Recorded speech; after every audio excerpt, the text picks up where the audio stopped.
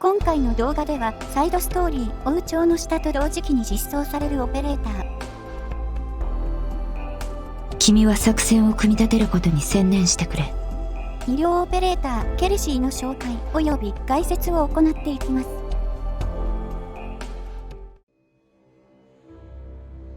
私がここに現れるということは、つまり事態が切迫しているということだ。これからも引き続き使命を果たせるように精霊してほしい。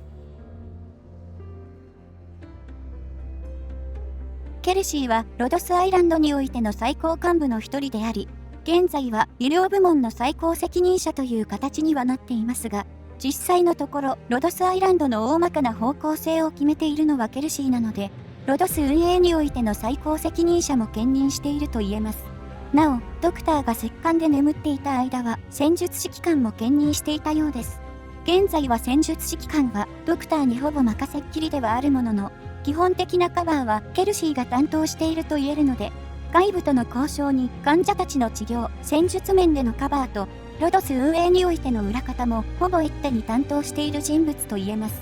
ケルシー自身は自分が欠けてもロドスは止まることはないと言っていますが、間違いなく現在よりも前へと進む速度は遅くなってしまうと言えます。資料にも記載されているように、考古学から果ては経済まであらゆるジャンルに精通していますが、当の本人が何者なのかは現在でもよく分かっていません。ロドスに記載されている個人資料は出身地がロドスになっているということや、戦闘経験が3年ということから間違いなく虚偽の内容であり、種族に関しても実際はフェリーンとは異なるか、フェリーンの中でも特別な分類の種族なのかもしれません。オリパシーに感染しているという点も、現時点で感染してから最低でも22年も経過し、一般的に見てかなり体を酷使している割には症状があまり進行しているようには見えないため、オリパシーに関しても一般人とは異なる反応を示しているのかもしれません。ちなみにオペレーターの実力度合いを示す能力測定の数値もほぼ全てが普通となっており、戦術立案や戦術技術が普通なわけがないので、こちらに関しても虚偽の記載内容でしょう。いずれにせよオペレーターとして実装されてなお、ドクターの最も身近な人物なのにもかかわらず素性がよく分かっていない人物ということに変わりはありません。現時点ではっきりと分かっていることは、アーミアの実質的な保護者であり、ドクターの守護者であり、今は亡きテレジアの思いを継ぐ人物であるということです。ケルシーのモチーフについては、現時点では間違いなくこれといったものはなく、可能性の一つとされているのがエジプト神話にて登場する神、バステト神です。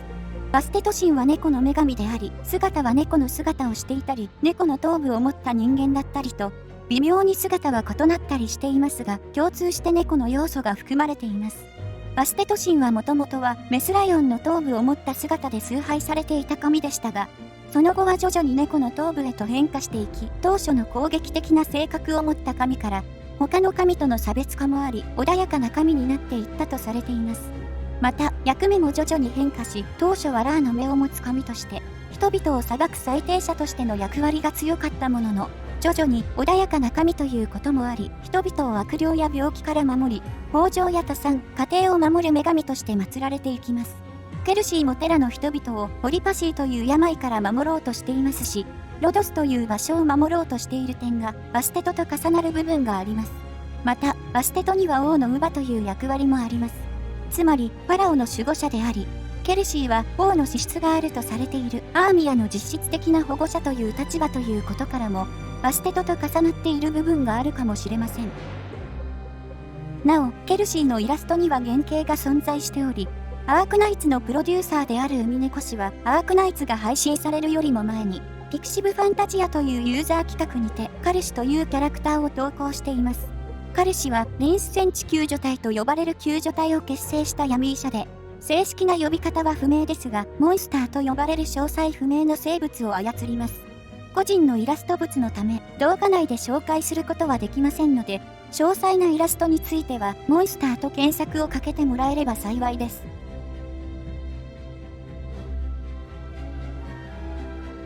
私がモンスターと共に皆を守る。特にドクター、君のことを。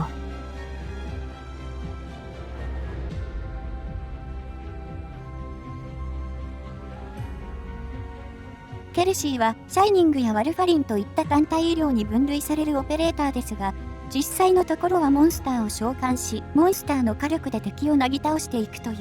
召喚補助に近い性能となっています。医療の皮をかぶった全く新しい種類のオペレーターと言ってもいいかもしれません。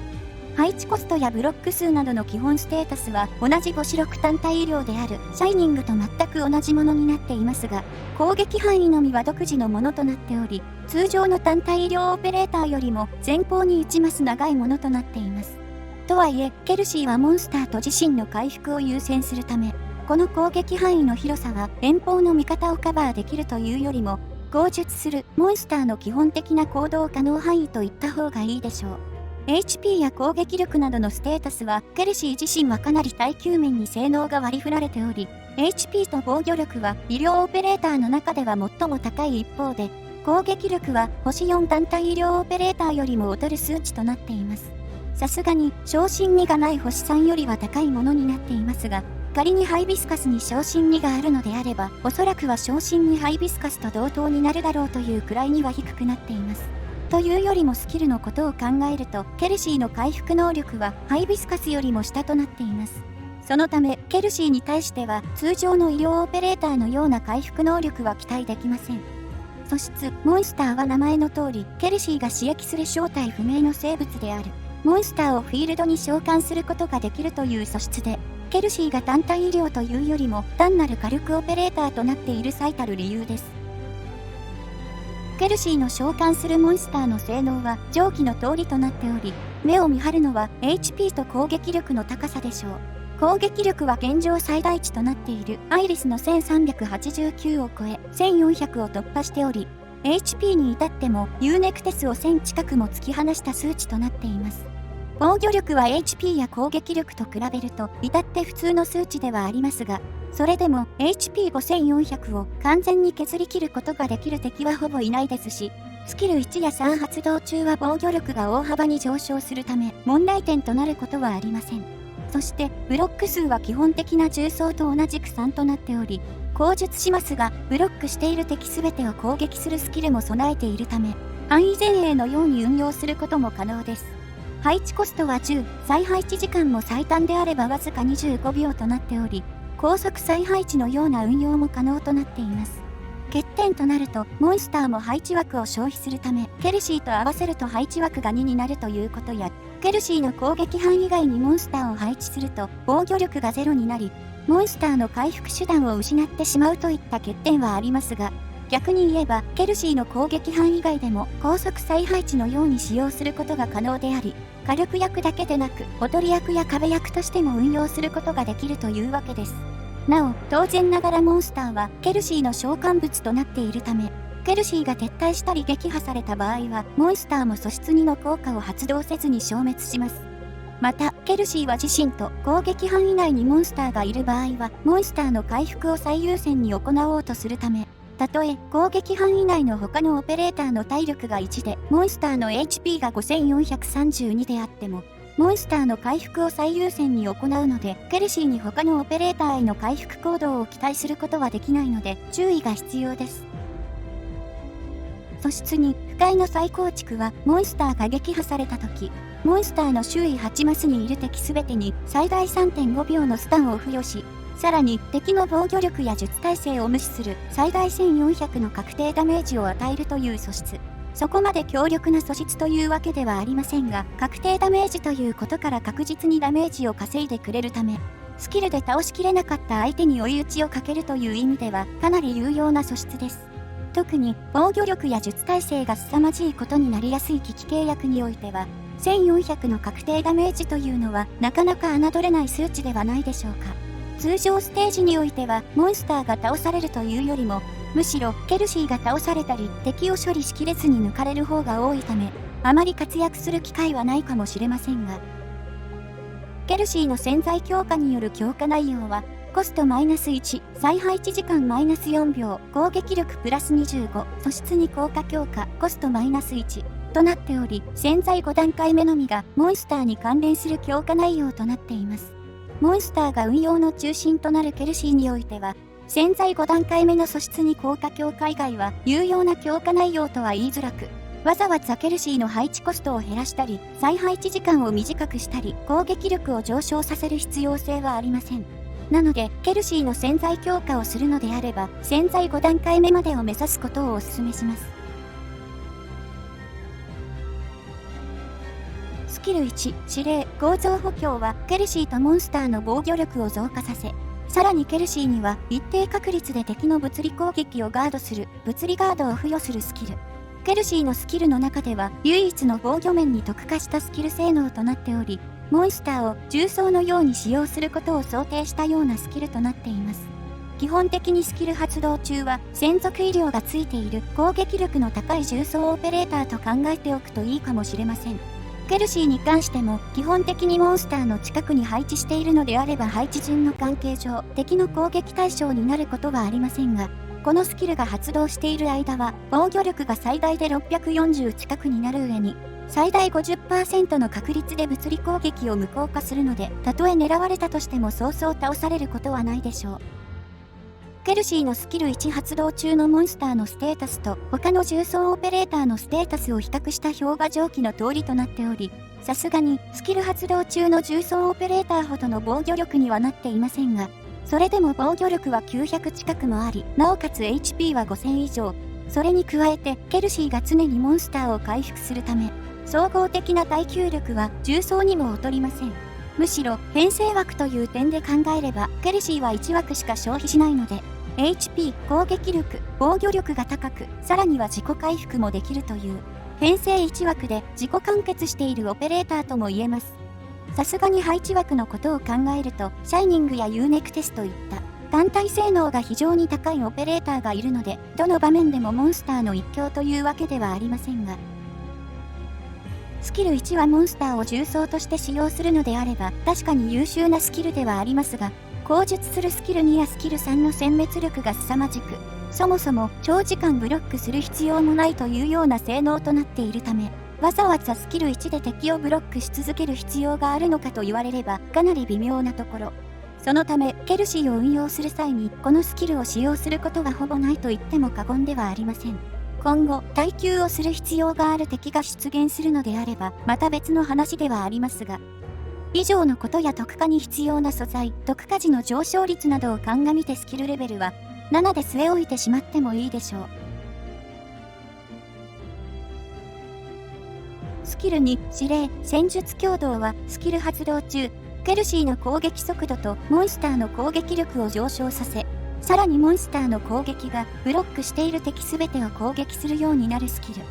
なお、このスキルは連携スキルとなるため、モンスターが配置されていない状態ではスキルを発動することができず、スキル発動に必要な SP も回復することはありません。このスキルが発動している間は端的に言うと、モンスターがブレイズやスペクターのような範囲前衛となり、ケルシーもかなり速い速度でモンスターを回復するようになります。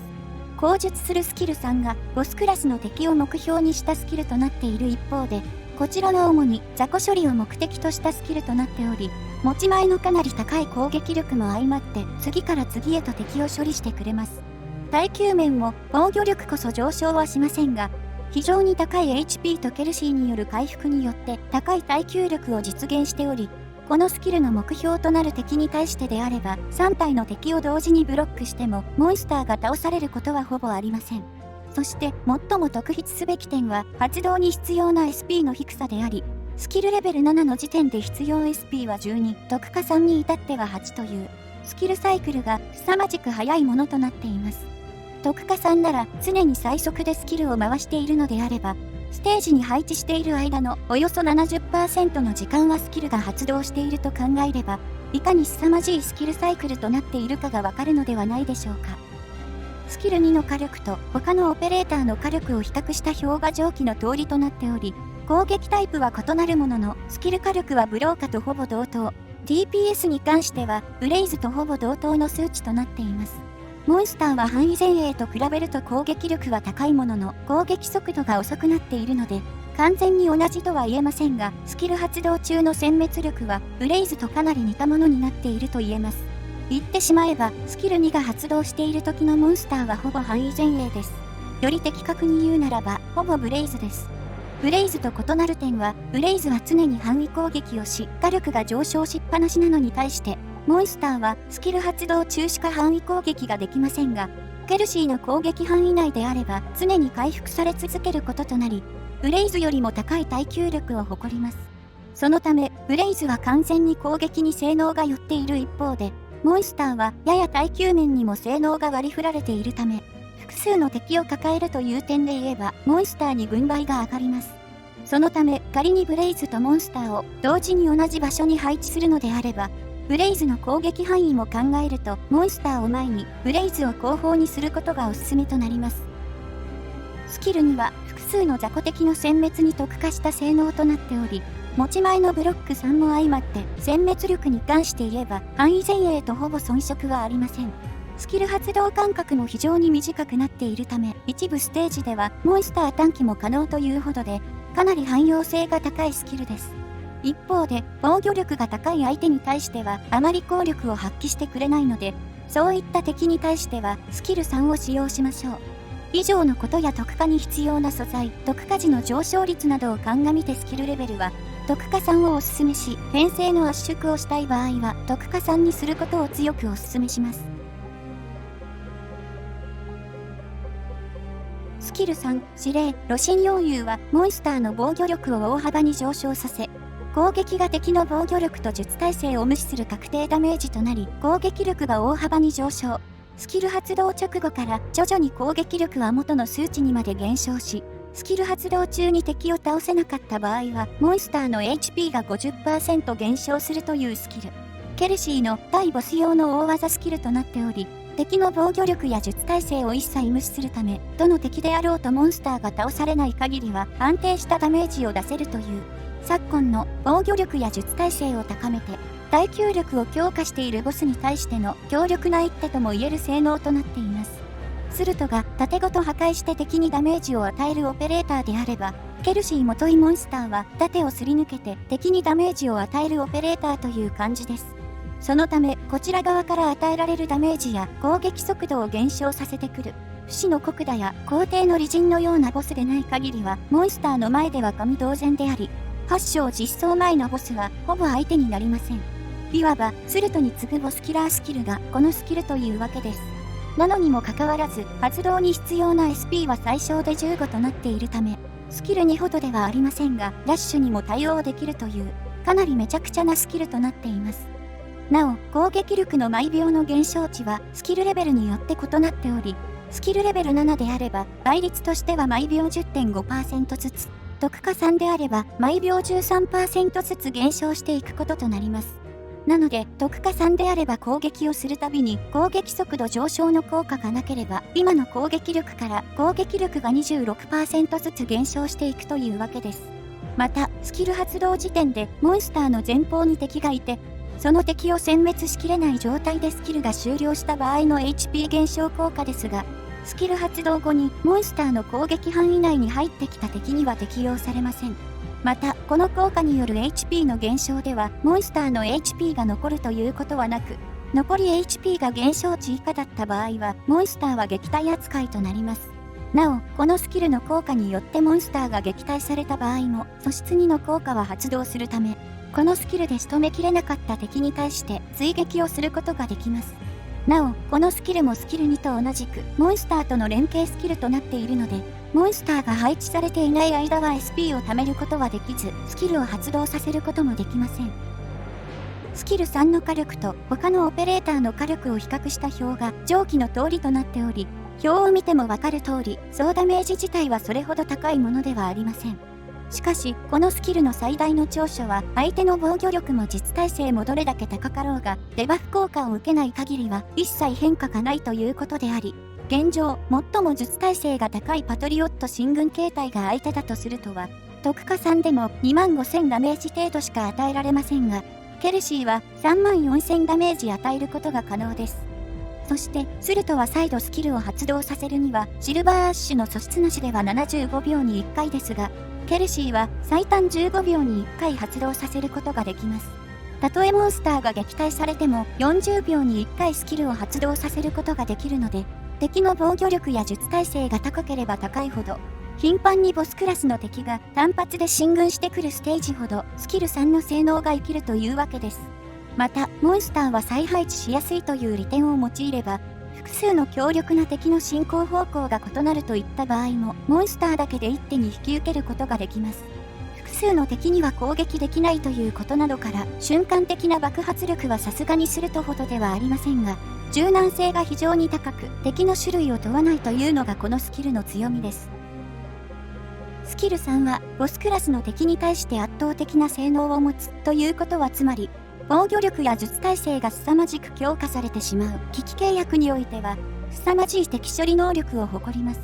正直なところ、個人的にはケルシーの実装によって、危機契約の難易度は大きく崩壊したとさえ思っています。最低でも危機等級18程度までであれば、とりあえず面倒くさい敵にはスキル3というほど、それほどまでに特に危機契約においては強力なスキルとなっています。以上のことや特化に必要な素材、特化時の上昇率などを鑑みてスキルレベルは、特化3にすることを強くお勧めします。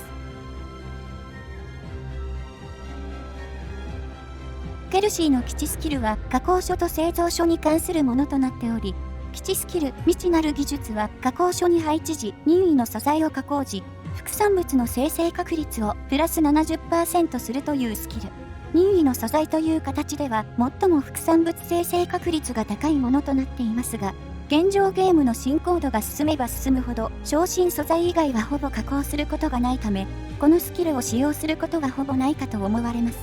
もう一つの基地スキルはケルシーを制御中枢に配置時、製造所の生産力をプラス 2% するという基地スキル。効果の内容こそは異なりますが、アーミアやスワイヤーの基地スキルと似た性能となっています。ただ、こちらのスキルに関してもアーミアとスワイヤーの方が全体的な効率が良くなっており、レインボー 6CG オペレーターとアーミアかスワイヤーが制御中枢を占拠しているという状態なので、今後基地が拡張されない限りは使うことはほぼないでしょう。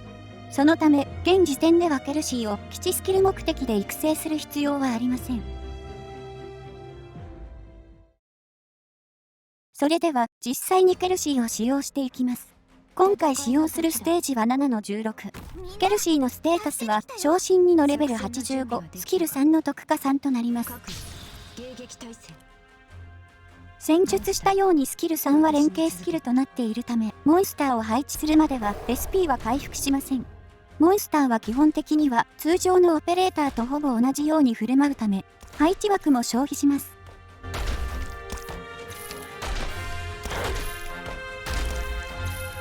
スキル発動後はこのように、モンスターの防御力と攻撃力が大幅に上昇し、攻撃力は徐々に減少、18秒かけて元の攻撃力となります。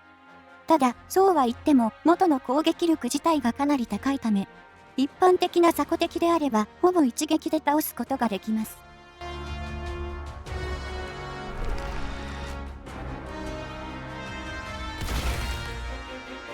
みんな、こっち来て！視界良好。前に進むぞ。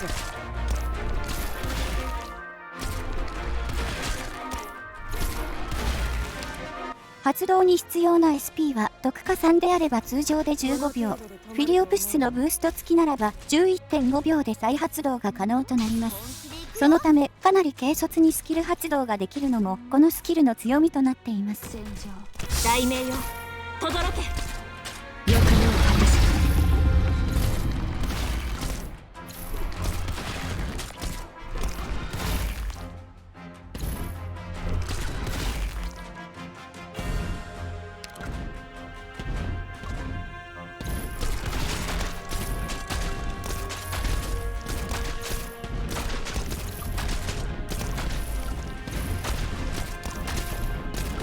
私の声に応える。最適な布陣を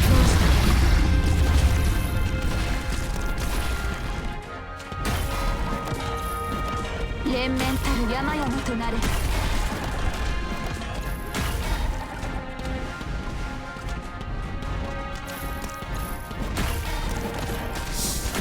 状況は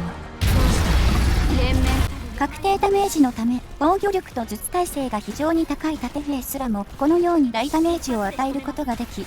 最大火力であればわずか4発で倒すことが可能です。また、スキル発動中は盾兵の攻撃はほぼ通らず、通常時でもケルシーの回復量の方が上回るため、モンスターが盾兵に負けることはありません。一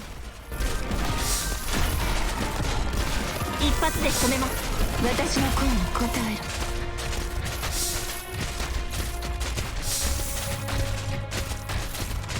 最適な藤子した。一発で仕留めます。この程度で止まると思うの？再配置時間は昇進2であれば25秒とかなり早くなっているため、モンスターを1回撤退させてしまい仕切り直すということも可能です。すぐに終わる。配置につきました。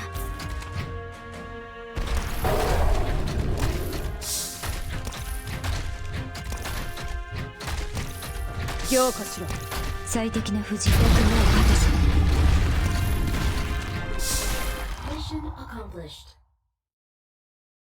モンスター、必要な組織サンプルの採取を開始しろ。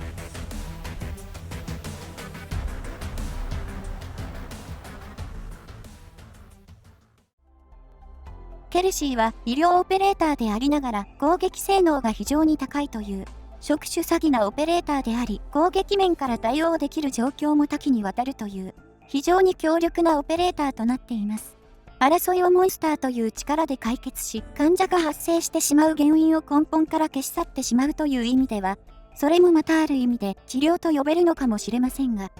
いずれにせよゲーム的な性能は明らかに医療オペレーターではありません。むしろ性能としては火力型前衛オペレーターに近いものとなっており、少人数編成、ボスエネミーや危機契約での敵の殲滅といった活躍できない場面を探す方が難しいというレベルで汎用性が高いため、実装された際は入手することをぜひともお勧めします。特に危機契約においては大きな難易度の緩和を実感できるはずです。以上でケルシーの紹介及び概説を終わります。この動画が良ければ動画制作の励みになるのでチャンネル登録やグッドボタンを押していただけると幸いです。ご視聴ありがとうございました。私のことならあまり気にかけなくていい。どのみちロドスは誰かが欠けた程度で止まるほど弱くあるべきではないのだから。なんだ？いや、少し大げさだったかもしれないが、あくまで例えさ。何はともあれ、君の気持ちには感謝している、ドクター。だが、私は自分よりも君のことが気がかりなんだ。